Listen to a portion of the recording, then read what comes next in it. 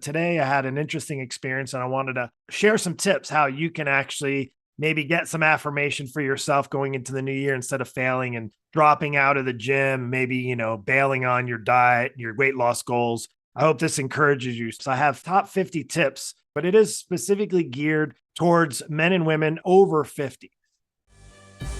All right, welcome back to another episode of the Brave Today podcast. This show is going to encourage, challenge, maybe even provoke you to step outside of your comfort zone and take more action to better improve yourself and your health. I'm your host, Mark Avens, and in this crazy upside down world that just keeps pushing the narrative for people to become softer, weaker, sicker, unhealthier, and more dependent than ever, the goal and intent of the show is to help you navigate it so that you can become not just brave today, but braver today than you were yesterday. It's about making progress. We're going to be making progress on today's show. So if you don't want to make progress, this show is not for you. Listen, we have a couple different shows that we feature. One is Brave guest interviews. I hope you like the last couple. We have more lined up. They'll be coming very soon. People that actually are in my life, whether they be mentors, coaches, friends, clients, coaches. I think I said coaches. Anyway, people that are not just brave and becoming braver themselves, but they're helping other people become brave as well. And that's what it's about, just uniting more people to have courage in this really broken world that is just pushing this fear narrative. So also we have Q&A. So if you have questions related to, if you don't know, my specialty is health, fitness, weight loss, fat loss. I've been doing this for 3 decades now. So I am an expert. I've got more than 10,000 hours. It's probably more like 30,000 hours of experience in training and hands-on in the trenches, if you will. So if you have a question and you'd like somebody with experience, their honest opinion and answer, just shoot me a question and I'll maybe feature it on one of the next shows. Also, flavor of the day. That's where I discuss latest news on health and fitness, picking apart diet trends, workouts, fads. There's a never-ending supply of those pills, potions, medications. I'm going to break those down and give you my opinion on them. And then lastly, we have breakthrough episodes where I take a deeper dive into one area, be it physical, mental, emotional, spiritual, basically any area that could be holding you back and provide insight and guidance to help you have a breakthrough in your personal health and fitness journey. Now, for today, actually, I had a really interesting experience. It was kind of felt good. I don't need the affirmation of the gym. I've been in the gym space. I worked out, but today I had an interesting experience and I wanted to actually share that with you, but more share some tips how you can actually maybe get some affirmation for yourself going into the new year instead of failing and dropping out of the gym, maybe, bailing on your diet, your weight loss goals. I hope this encourages you. So we're going to call this one more of a breakthrough episode. I'm going to actually share with you something that I actually shared in a post, and I'm going to take a little deeper dive.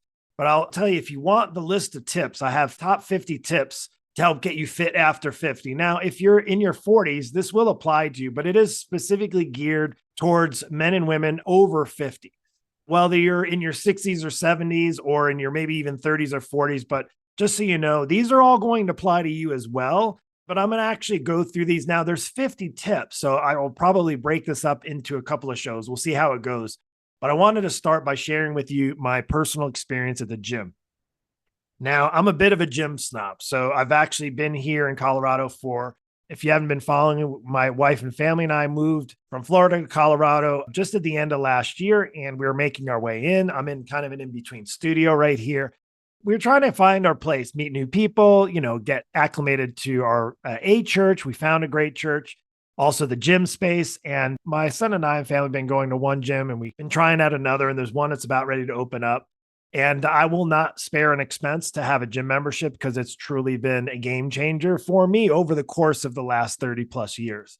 And for a lot of people that I know, if you're doing the right things. Well, today, I was at the gym, and if you guys listened to the last episode, it was on 75 Hard. It is a mental toughness program, but part of that mental toughness program that myself, my wife, some friends of mine, my son's doing it, and actually all the coaches in my Brave coaching program, they are all on it as well. And I had those 3 coaches on to share their experience, and they're over 50. So again, I would go back if you want information on what that's all about, 75 Hard. But in essence, part of it is you have to do 2 workouts. One has to be outside. There are 2 45-minute workouts. Now, again, it doesn't matter what you do, but they have to be a workout. And one of them has to be outside, regardless of the weather, regardless of if you're wanting to or not, they have to be outside. So you can do both outside. It's totally cool. So one of mine, I scheduled this in. We started January 1st to do a gym workout early. It's really cold here in Colorado, warms up during the day if the sun's out, and it is today. So my schedule, I had to readjust and I have to be at the gym by 6:30. That's just what's working for me. So today I was in my routine and I was at the gym and really felt strong. I was actually feeling pretty good. Been in 75 hard now. It's 75 days straight of doing certain tasks that you have to complete through the day. And it's more to build discipline and mental toughness. But the day 22, I believe I'm on today, I felt really good. And I was pushing. I was doing a typical, like right now, my current program is I do a strength workout at the gym on Monday, Wednesday, Fridays, and Saturdays. Tuesday, Thursday, I do a step mill for 45 minutes indoors. That's typically my workout. And then Sunday, I get to have flex. I did go to the gym actually yesterday, but I did 2 walks on Saturday. So I kind of mix match. But on Monday, typically I'll do a strength workout. Today I was working chest and I was working triceps, kind of old school. Love it. It's been great. Never felt stronger over the course that I've been actually pursuing more of a strength training routine, not heavy ballistic training, not powerlifting, any of that kind of stuff. And it's all great. You have to find out what's going to work for your body in your season of life that you're in. Long story short, and this will all apply to the 50 tips to get fit after 50. This will apply. So hang with me here for a minute. But I was at the gym and I did some warm up. My typical routine for 45 minutes is I go spend about 10 minutes foam rolling. I was thinking actually I may do an episode on foam rolling, soft tissue work, and flexibility. As you get older, you realize your body's aches and pains, they're there, right? They're going to be there. Now, how you address them, you have a lot of different ways to address them. You don't have to address them at all, and they can just be worse. And you can feel like you're 70 when you're 50, like me. I don't feel 70. Or you can address them, and you could do lots of different things. You can have massage, you can do stretching, do strength training. You can actually treat your body like crap and have more aches and pains. Depends on what you're looking for. I want to have a higher level of performance as I get older. I want to be stronger, fitter, and I want to be braver. Not just braver, but also going to be stronger today than I was yesterday. And you have to actually be intentional about that. So for me, I actually was pushing pretty heavy. In fact, I haven't pushed this heavy in a while. And I noticed when I was pushing heavier, probably about midway through last year, got a little off track when we were moving, wasn't able to push, but I've been pretty consistent now and I'm feeling the comeback, if you will. I do a little bit of some shoulder mobility work. And then I got right into my routine and I was pushing my first set. I did warm up 60-pound dumbbell presses. I was doing dumbbell bench press. Warm ups with like 60. I hit the 75 and then I did 90s for a couple reps. It's 90 pounds on each hand. And then I was feeling pretty good. I had some good energy, good music. So I went after the hundreds and I'd done that maybe a couple of times. And I try to get to there on occasion. So I pulled out the hundreds and I got 8 of them pretty good, pretty solid. And that was my 4th set. I did 100 pounds. I did 8 of them pretty solid. Anyway, long story short, I didn't really make this short, but long story short, I got the fist pump from a dude next to me. He was probably in his early 40s. And from what people have told me, I kind of don't look 50. And I am very grateful and proud that people say often that they don't think that I'm 51. And I love that. And I know it didn't just happen. It's not just genetics. Like I actually have to take care of myself and fuel my body with good things, keep my body working, right? Like an engine in your car. If you don't keep your engine working in your car properly, it's going to break down, right? It's going to be broke. It might not work. Your body does the same thing. So I was just encouraged by that. I wasn't looking for praise, but it was nice. He gave me a little fist pound and that was it. He went his way, I went mine. It's not for the appreciation, but it always is nice. But it was just a reminder. It was basically that little fist pound that I got this morning was, you're not alone. Like he was pushing, I think like a quarter of the weight. And I don't know his situation. I'm not going to judge him. And I think it did. It maybe pushed him and inspired him a little bit. But the way we both were there this morning at 6:30 with a lot of other people, and that goes into this list that I want to share with you. Because the first thing on the list is to make time for yourself. It's not in any order. I had a list of about 200 in my mind. And I'm like, I get to put these down on paper, things that are really helping me and helping my students, coaches, clients, family members. And it will help you too, to help you get fit. Now, let's define what is fit. Fit is being able to do things that you can do and want to do physically. Maybe you want to hike. Maybe you want to ski. Maybe you don't want to have aches and pains. Maybe you don't want to squeeze into a pair of pants, right? Maybe you don't want to be embarrassed to have to go to the plus size section and get clothes. Maybe you want to be able to see your thingy, guys. Sorry, I went there. Yeah, like when you're older, maybe you want to have intimacy with your spouse, but you feel terrible about the way you look and feel, right? Regardless, these tips are going to help you. And for what it's worth, like it helped make my day, just getting a little fist pound. But the people that were there this morning at 6:30, as I pulled in the lot, there was actually people leaving the gym as I was getting there. You can't not be inspired and encouraged when people are leaving the gym when you're getting there at 6:30 in the morning, right? And I know the gym probably opens up, I think, at 4:30. I used to do the early deal when I had a gym. We used to own a gym and I had to be there every day at 5 o'clock. So now I give myself a little grace. I'm still up at 4:30. I get to do a lot of work before 4:30 or before my 6:30 time. In fact, my morning schedule, that actually is really helpful, having the discipline and doing what I'm doing now, why I'm doing 75 hard, to have that toughness and that grit that I need. And it is a perishable skill. But you got to make time for yourself. And listen, if you want to get fit after 50, the single most important thing is you're going to have to carve out time for you, which means there's going to be a lot of things that you're going to have to say no to. And I believe that's one down in the list. But let's knock some of these out. If you guys are with me on this, and if I happen to miss any, I'd love to hear from you. Maybe something that I missed out of the 50, or maybe it wasn't on my list. I would love to hear too, if you want to engage and share with me, which one is resonating with you out of these. So let's go knock them out. First one is make time for yourself. Number two is, now some of these are going to be like, how do you get in shape with not counting calories? Can I tell you, I haven't counted calories probably for the last 10 years. I want to say probably back when I had a gym, we did some calorie stuff where you had to like track your calories. But you want to get fit after 50, don't count your calories.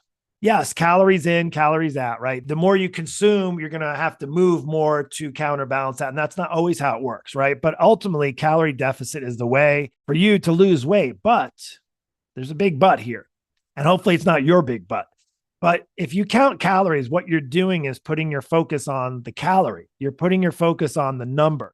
And as some of you guys are like number geeks and you need to have that, but the bottom line is with counting calories, it is not sustainable. It truly isn't. And calories are different. There's a difference between 250 calories of lean chicken grilled and 250 calories of fried chicken. If you eat 250 calories of fried chicken, is not going to equate the same. Now, calorie wise, it will, but what it's doing to your body is not. You know what? Do not count calories is something that when I started on the online space 5 years ago, essentially, I went into a program that I started to develop, and I had said, how can I make something really sustainable for clients and people? And one of the things is people hate counting calories, counting points, doing all the Weight Watchers thing, all that stuff. It's so restrictive. It feels restrictive. So one of the things you can do for yourself is to not count calories. Now you got to know what to do, and I can share that with you, but that's not for the show. Essentially, you got to understand what's going in and what's going out and how your body moves and your age and all that stuff. Number three, this one's been a game changer for me probably in the past 4 years. I remember very clear, I think it was 3-4 years ago. And I remember I thought I was all that and I was getting my steps in. I thought I was getting easily 10,000 steps in. And being an online coach and having a business where I can work out of home or work from anywhere and even being active. I didn't realize, I checked at the end of the year and I didn't even have a tracker. I had my phone and I looked, and the average steps I was doing was about 5,800. I was like, no way. I couldn't believe it. So I started to track a little bit closer. And that next year I put in, my average was over 10,000. I think it was like 11,500 or something like that.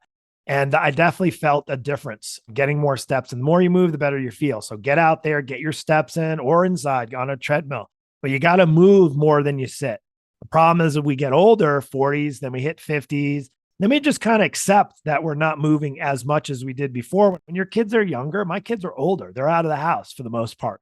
And they're not requiring us to chase them around, right? And like when kids are little, you have no choice but to kind of chase them around. And you're going to get tons of steps in when you're younger. It's a little different when you get older, right? And you're empty nester, or maybe your business changed and you have a business that's out of the home.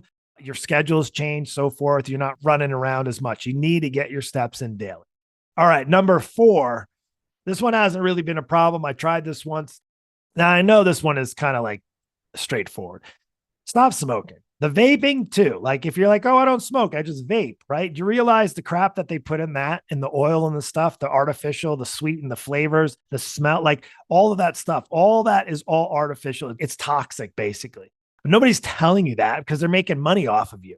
So do yourself a favor, stop smoking. And the good news is if you stop smoking, even if you've been a pack a day smoker for the past 20 years, your body can actually recover from that, believe it or not. But the only way you're going to actually recover and be able to give yourself a fighting chance to get more fit is to stop smoking. I remember I had a neighbor who was actually a client of mine that I worked with more on like a personal training. Went and worked with him for a little while. And I remember like he worked out and he had lots of health issues. He was overweight, lots of stuff going on. And he was a smoker, right? And, for what it's worth, like you can only take somebody that's not willing to make some significant changes because smoking makes it 10 times harder for you to get in shape. In fact, like when you smoke, you're constricting your vessels, it's hard to get blood flow, it's hard to really properly exercise. You could lose weight smoking. In fact, a lot of people use smoking as a method to lose weight, but it isn't going to get you fit. Now, there's a difference between losing weight, just so you know, sidebar, losing weight does not mean you get fit.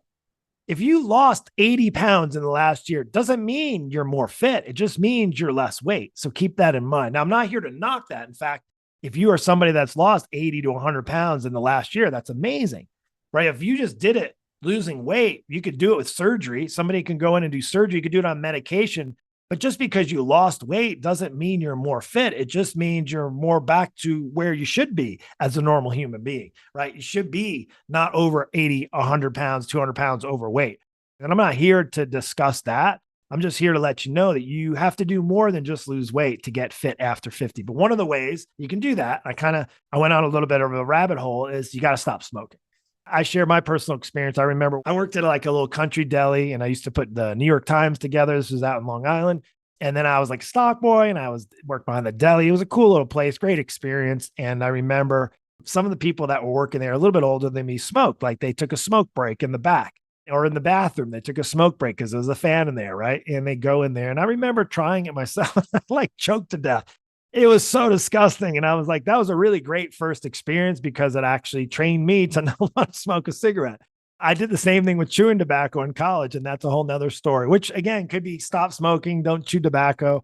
Ladies, stop chewing tobacco. So I remember trying to stay up late for an exam. I think it was physics or maybe calculus or something when I was in school for physical therapy. And I'll never forget because I'm pulling an all-nighter, right? If you've ever done that, you've been in school, college, you pull an all-nighter to study for your exam.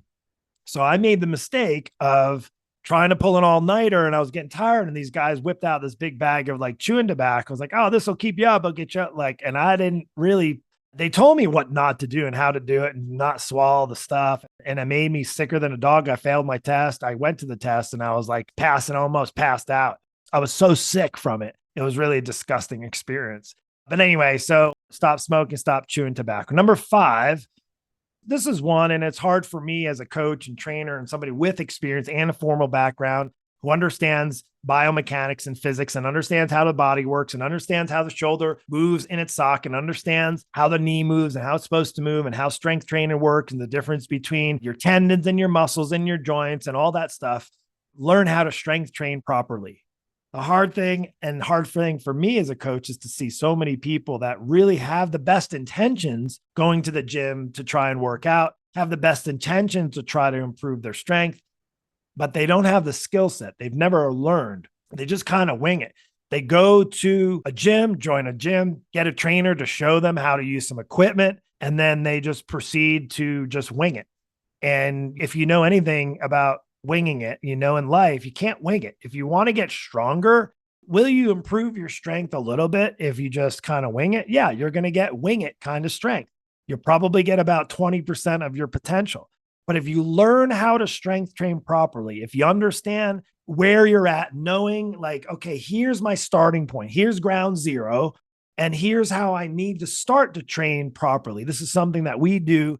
And a lot of our students who've never strength trained properly before, they learn how to do that by understanding and learning how to work their body as they're starting to lose weight, as they're starting to move more, as they're starting to move their legs and arms and put their body in positions. Then they start to incorporate more of a strength training routine at the appropriate time. But do yourself a favor, get help. I know for when I went into the online coaching and online space altogether, I had zero skill. I knew how to get people in shape. I had no idea how to do it remotely online. So what did I do? I took courses and I got education. I developed a skill set and I had coaches and mentors. And I learned how to do it from people who are already doing it and doing it very well. Now you can go learn how to strength train properly, but you can also be around somebody that doesn't understand what you're trying to achieve. There's lots of trainers out there that just push people hard to think that that's all they need, and especially when you get over 50. So it's really essential. And I say that you can get away maybe in your 30s, 20s, maybe even in your early 40s, just kind of winging it with the strength training, right? You'll get some results. But as you get older, you do need to develop that skill set. It is a skill set. And I've learned over the year how my body has been able to respond properly by being able to do things. Now, why is it important for me to push up 100-pound dumbbells, right? 200 pounds, 100 in each hand. Why is it important for me? Well, there's lots of things going on. There's this neural pathway that's being improved. There's a lot of tension on the muscle, right? Like the way to grow is tension, just like pressure in a diamond. A diamond's become beautiful because of the pressure being put. You got to put tension on your muscles. You got to actually challenge your body properly if you want to get the results from strength training. I don't know a single person in their 50s that don't want a tight, toned, strong body. I don't know a guy who doesn't want to have strong arms. I don't have like flabby, weak, like a lot of the weaklings out there. Gosh, there's a never ending supply of weak, sissy men out there. It's just the truth.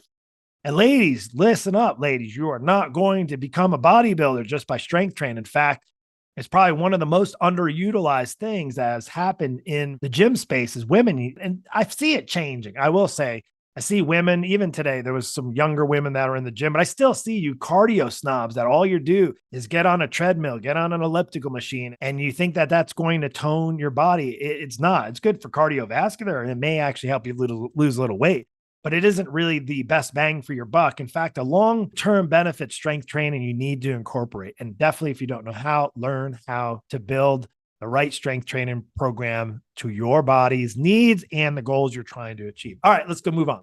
Hope you're enjoying this so far. Number 6, maybe we're going to do 10 for today. I think we'll do 10. Number 6, avoid snacking between meals. I'm about as good of a snacker as there are. And I can tell you, what happens when you end up being a snacker? All right, all of you guys that are snackers out there, if you're watching, I put my hand up. If you're watching on YouTube or if you're listening, put your hand up right now. Just own it. If you're a snacker, you like to snack between meals, right? Maybe you fell into that trap of being a habitual snacker when you're kids. A lot of our clients, the majority of them had kids and raising, and when they're little, you just finish off what they don't eat. And when you have snacks out, or you're like, oh, I'm getting these for my kids for school. And then you end up dipping in them during the day when they're not watching, right? And that just kind of creates a longer term habit. Then you have snacks at the house. You get into the chips and the crackers and the cookies and the cereals and all the late night snacks and all that stuff. And why I say avoid it is, quite frankly, your body right now needs better fuel.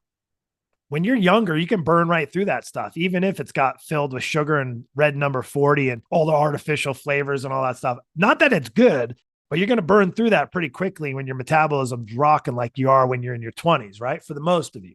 But what happens when you get older and you're not strength training, and you're not making time for yourself, and you're sitting at your desk all day and you get in your car, and you're not nearly as active as you were 10, 20 years ago, your body's slowing down, metabolism's slowing down. It's not requiring as many calories, and all that extra snacking is just going to sit on your hips. It's going to sit on your thighs. It's going to sit on your belly. And you can think and swear to yourself that it's got to be the hormones.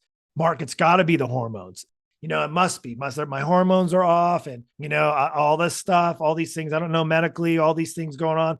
Bottom line is you're probably just way over consuming. You're way underestimating how many calories you're eating. And a lot of times it's because of snacking.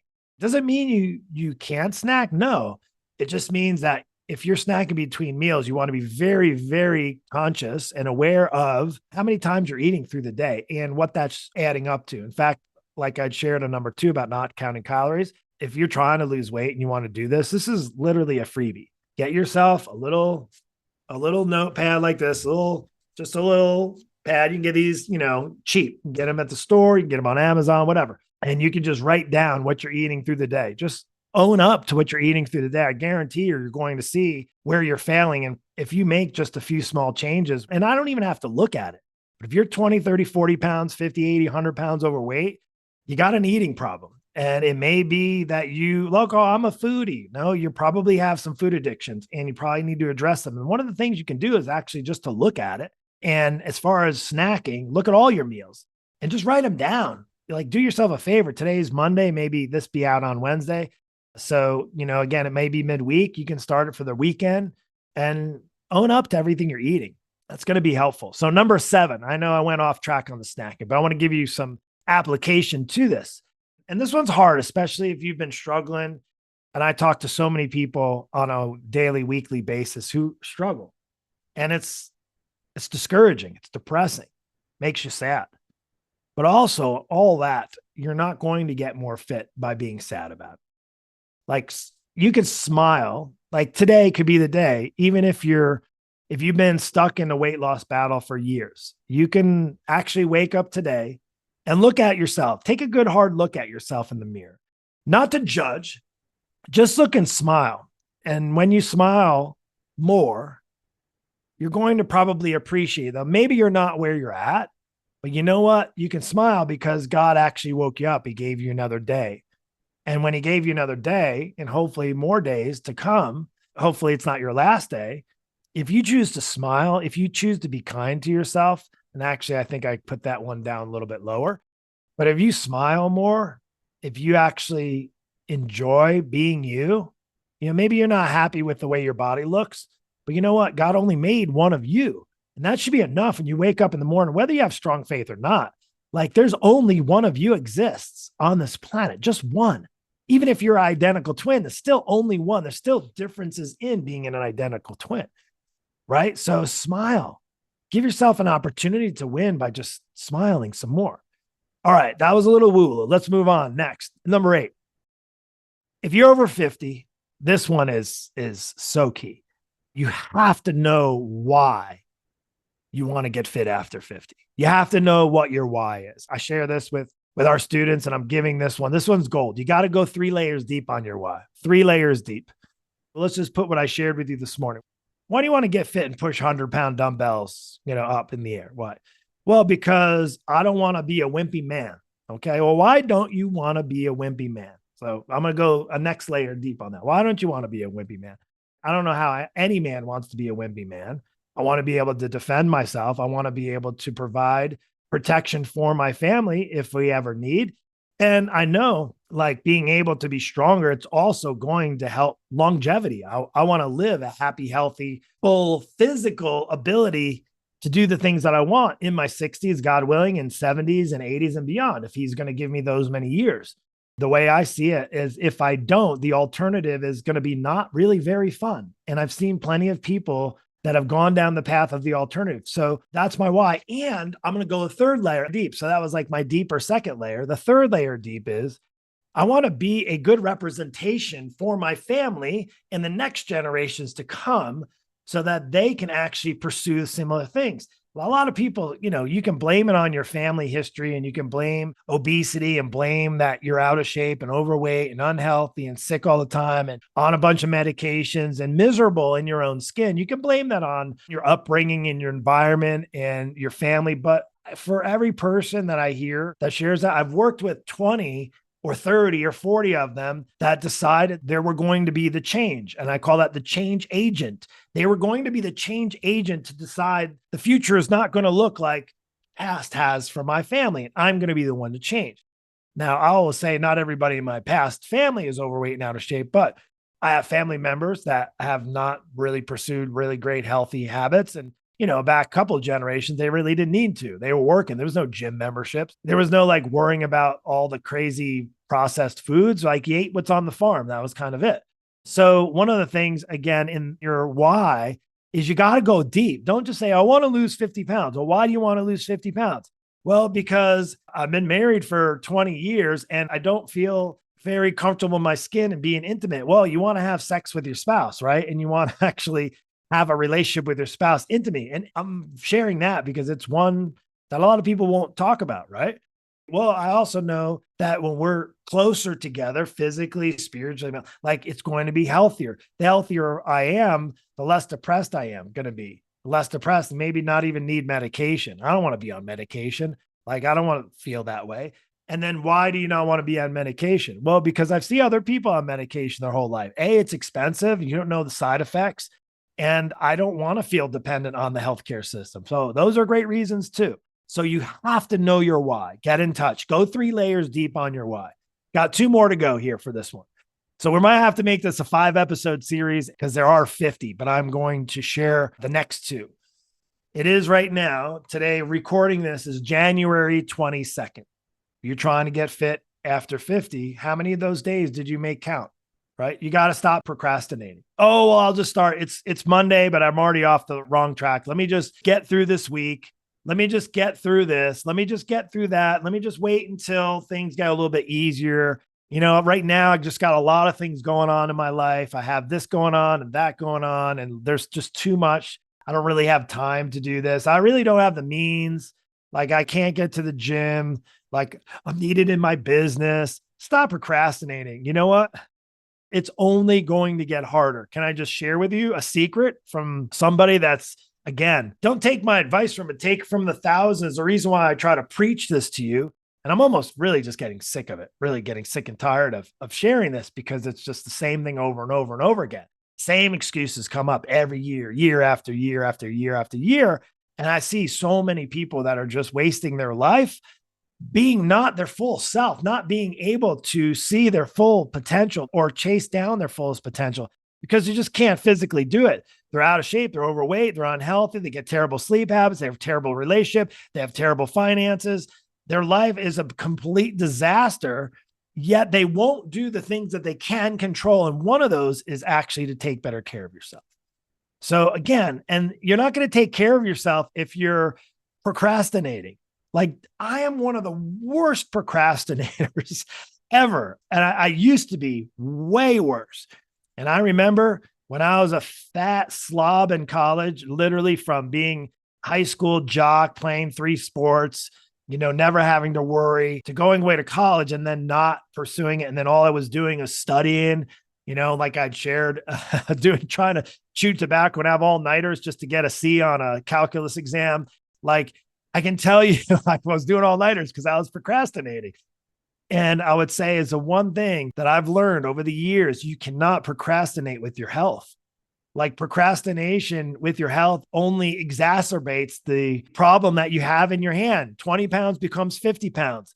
One medication becomes 10 medications. Missing 1 day of work becomes you losing your job because you're not performing, because you just don't have it in you to perform. Right. So again, you got to stop procrastinating. And the good news is you can literally start today, but I can't push you to do that. Like, it's kind of like faith, right? And for those of you that are believers, I'm a man of faith. Is like God's not going to push you to him. He leaves an open invitation. You have to actually let him in. He stands at the doors and knocks. He stands at your door and knocks. It's no different than your health. Your health is knocking on the door for you to open it up and welcome it in. Are you going to keep procrastinating, or are you going to actually do something about it?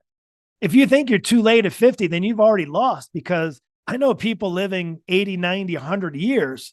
And if you're giving up halfway through, then you're never meant to get fit to begin with, and just go on with your day. You probably need to just cut this off and just continue being mediocre. But I, for one, am not. I'm pledging to you that I'm not. Now, I have failed many, many times on a lot of different levels, including my health and my fitness. And I've let myself down, and I've messed up, and I've made mistakes, but I'm not going to give up, because the moment I give up is the moment I feel like you might as well just put me 6 feet under and, let some daisies push up on top of my grave. But outside of that, the way I see it, if I wake up in the morning, God's given me another day. He's given me another day to do something about myself. And you can make improvements, but you're not going to do anything. In fact, things are only going to get worse if you continue to procrastinate. So let's finish the last one. And this one might sting a little bit. Not for me. In fact, it's actually been something even I've had enlightenment on this in the last year or so, is to cut back on alcohol. Like, can I tell you how many people that I know and see and hear, and I even see marketed, and I see everywhere you go, every place you go, anytime you go out to eat. In fact, it's really kind of ironic. It's kind of funny. It's the first gym I've ever been to. They actually have, I kid you not, it's like a gym, health club, health center. And the gym that I go to actually has a full bar. Now, you can get coffee, you can get protein shakes, but they also serve beer and liquor there. Now they have like basketball and they have swimming and they have an outdoor pool. So I get there's like a whole community vibe going on there, but I see people on a Friday afternoon after workout sitting down and drinking. Like I just don't understand that. But again, if you can cut back on alcohol, you want to get more fit after 50, eliminate that out of your life or at least reduce it and watch the changes happen. I can guarantee you. For my wife and I, we're not big into drinking. We had our time back in the day, but I would say is over the years, we realized less and less that it's actually something that's benefited us. So I'm going to encourage you to take a look at those 10 things. Now we're only through 10 of 50 of those things. And I hope you enjoyed this. Be on the lookout. I'll have part 2, 3, 4, and 5 coming. I might intermix them between. I have some interviews coming up and we have some breakthrough episodes and some Q&As coming, but I will continue on. Hope this helped you. And even if you just pick one of those, it is going to help you not just get more fit after 50, it's going to help you become braver today than you were yesterday. And listen, as always, thank you so much for taking the time to watch the show. I really, really appreciate it. Sincerely. If you enjoyed this episode and you'd like to help support the podcast, subscribe and share to the show, whether you're on YouTube or podcast or Apple. Also, if you want to stay up to date, you can follow me, get behind the scenes. I'll have something brand new coming. We are in the process of developing our own community off of social media. I'm very excited for that. We're going to be launching that very soon. So you want to be following because I'll be sharing more on that to come in our brave movement to help 1 million families strong. The way to do that is to become braver today than you were yesterday. And I hope this episode helped you do just that. Take care and God bless.